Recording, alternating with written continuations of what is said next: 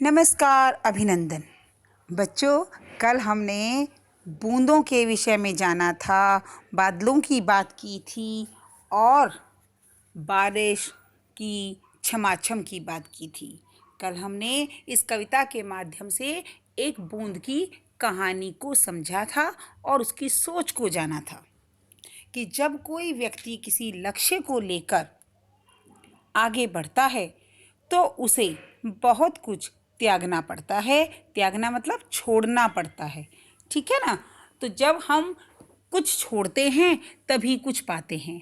अब आपको एक बात समझाऊं कि यदि आप सुबह सुबह जल्दी उठते हैं, सुबह की नींद को त्यागते हैं और उस समय उठकर योग आदि द्वारा या अन्य व्यायाम द्वारा अपना का दिन की शुरुआत करते हैं तो आप सारा दिन तरोताज़ा महसूस करते हैं।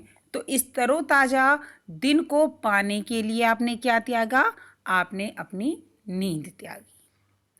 आप लोगों को खेलने में बहुत मज़ा आता है।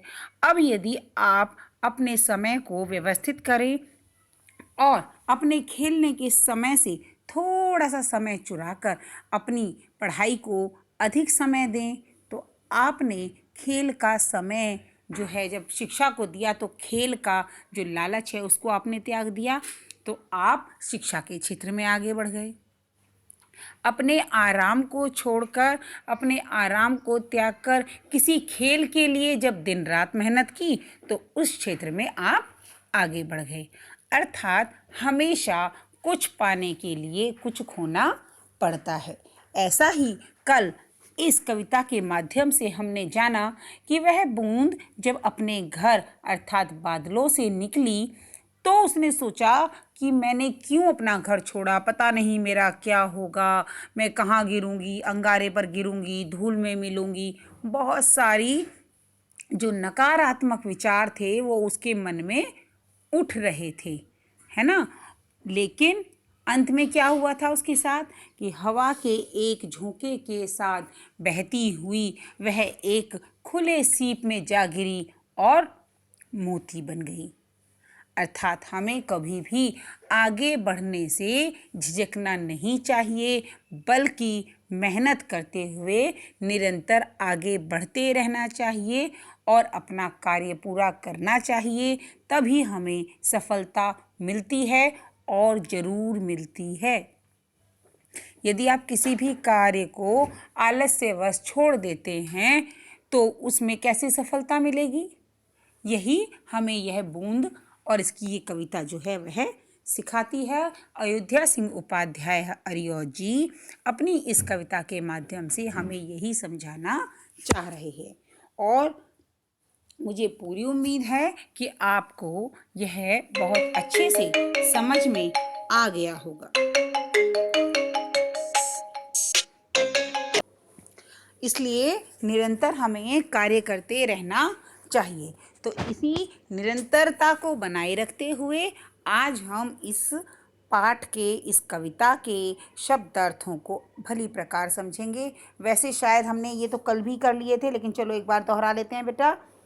अनमनी अर्थात बिना मन के, कढ़ी निकली, लौ लौ कहते हैं समान, झिझकना हिचकते हुए। अब देखिए ये पंक्ति हमने यहाँ पढ़ी थी कि बूंद लौ कुछ और ही देता है कर। लौ मतलब समान, कि अगर घर से छोड़ना अक्सर व्यक्तियों को बूंद की तरह, बूंद के समान कुछ और ही बना देता है। इसलिए सकारात्मक और सही सोच के साथ हमेशा आगे बढ़ना चाहिए। चलिए अब इनके प्रश्न उत्तर समझते हैं। हवा के वेग में बहती बूंद मन में क्या सोच रही थी? हवा के वेग में बहती बूंद मन में सोच रही थी कि मैं जो है अपने घर से क्यों निकली, पता नहीं मेरे भाग्य में क्या लिखा है, मैं अपने घर से क्यों निकली, ऐसा वह सोच रही थी। बादलों से निकलते हुए बूंद क्यों झिझक रही थी? क्योंकि वह नहीं जानती थी, कौन? बूंद। क्योंकि बूंद जो है, बूंद नहीं जानती थी कि उसके भाग्य में क्या लिखा है। अब अपने घर को उसने छोड़ दिया है, तो उसका भाग्य कैसा होगा, या क्या वह धूल में मिल जाएगी या फिर आग में जल जाएगी। तो एक ही पंक्ति में हम इसका उत्तर कैसे लिखेंगे कि बादलों से निकलते हुए बूंद अपने भाग्य के बारे में सोच रही थी। पहला प्रश्न, हवा के वेग से बहती बूंद अपने मन में अपने भाग्य के बारे में सोच रही थी। दूसरा प्रश्न, बादलों से निकलते हुए बूंद इसलिए झिझक रही थी क्योंकि उसे अपने भाग्य के विषय में नहीं पता था। कविता के कवि का नाम है अयोध्या सिंह उपाध्याय हरिऔध। एक बूंद के साथ क्या हुआ। बूंद के साथ क्या हुआ, जी हाँ, सोचिए। बूंद के साथ क्या हुआ था कि एक बूंद घर से निकली, बादलों की गोद से निकली और हवा के झोंके के साथ सीप में जा गिरी और मोती बन गई। बूंद सीप के मुंह में जाकर क्या बन गई। बूंद सीप के मुंह में जाकर मोती बन गई। इस कविता का भाव, भाव मतलब अर्थ, क्या कहना चाहती है कविता, क्या सिखाना चाहती है। इस कविता का भाव है कि व्यक्ति को मेहनत के द्वारा अपने लक्ष्य की प्राप्ति के लिए निरंतर आगे बढ़ते रहना चाहिए। अब हम इसके जो है बहुविकल्पीय प्रश्नों को समझेंगे। बूंद किसकी गोद से निकली। बादल की, आसमान की, सूर्य की। बूंद आसमान की गोद से, बादल की गोद से निकली। बूंद बादल की गोद से निकली। शाबाश, आप लोग सही सोच रहे हैं। किसका मुंह खुला था। सीप का मुंह खुला था। अंत में बूंद क्या बनी। सीप में गिरकर बूंद क्या बनी, सोचिए जरा, फिर मैं आपको इसका उत्तर बताऊंगी। मोती बनी। अंत में बूंद मोती बनी।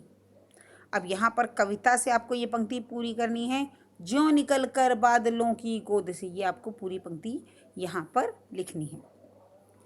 तुकांत शब्द, बेटे तुकांत शब्द वो शब्द होते हैं जिनके अंत में तुक मिलता है।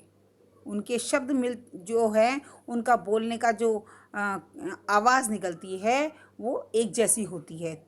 अंत में दोनों के तुक समान होते हैं। जैसे पानी, रानी, कड़ी, कढ़ी, बढ़ी, कढ़ी, बढ़ी, घर, घर पर, सूखा, रूखा, है ना। अब वर्ण विच्छेद। वर्ण विच्छेद के अंतर्गत हम प्रत्येक वर्ण और मात्राओं को अलग अलग करके लिखते हैं। जैसे ब, आ, द। अब द पर तो कोई मात्रा है नहीं, तो सिंपल द। लेकिन क्योंकि द पूरा है तो इसमें अ जो है वो मिला हुआ है, क्योंकि अगर ये आधा होता तो इसमें अ नहीं होता। अब इसमें जो है वो स्वर मिला हुआ है। बिना स्वरों के व्यंजन जो हैं वो पूर्ण नहीं होते हैं, और जिन व्यंजनों में स्वर मिल जाते हैं वो पूरे हो जाते हैं। अब द यहाँ पर क्योंकि व्यंजन है और पूरा है तो इसका मतलब है इसमें स्वर है। तो ब, आ, द, अ, ल, ओ की मात्रा। ठीक है, इस तरीके से हम इसे पूरा कर लेंगे। कविता में आए अनुनासिक शब्दों को लिखिए। जैसे बूंद, इसी प्रकार जो अनुनासिक शब्द हैं, चंद्र बिंदु वाले शब्द हैं और कविता में आए हुए हैं, वही हमें यहाँ लिखने हैं। अब समझिए इन अनेकार्थी शब्दों को। जल, जल के दो अर्थ होते हैं। एक मतलब जल जाना, कि वह आग से जल गया, और दूसरा जल होता है पानी, कि मैंने सूर्य को जल दिया। हार, हार होता है मेरी मम्मी ने हार पहना, आभूषण, है ना। और दूसरा हार कि मैं हार गया, पराजय हो गई, तो मैं कल मैच में हार गया। समझ गए। ऐसे ही लाल एक रंग होता है, एक पुत्र को भी या बेटे को भी लाल कहते हैं। जैसे माँ ने मुझे देखकर कहा मेरा लाल आ गया। रंग, आज माँ ने लाल रंग की साड़ी पहनी थी। कर, अब कर के भी दो अर्थ हैं, एक हाथ और एक टैक्स। हाथ, आज उसके कर बद्ध हाथों को देखकर मैं खुश हो गया। कर, टैक्स, हमें अपना कर समय से देना चाहिए। कर वह होता है जो हम सरकारों को अपनी मूलभूत सुविधाओं के लिए अपनी आय से देते हैं। हॉट्स क्वेश्चन आगे कला कौशल के अंतर्गत जो हैं वो हम बाद में करेंगे, उन्हें मैं सबके एक साथ ही कराऊंगी। अब आप केवल इन प्रश्न जो मैंने अभी अभ्यास कार्य आपको कराया है आप उसे समझेंगे और उसी को करने का प्रयत्न करेंगे। इसके अंतर्गत शब्दार्थ आपने कर लिए थे।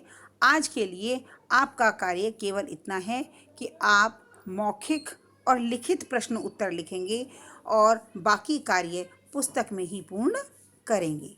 आज के लिए इतना ही। बाय बाय, नमस्कार।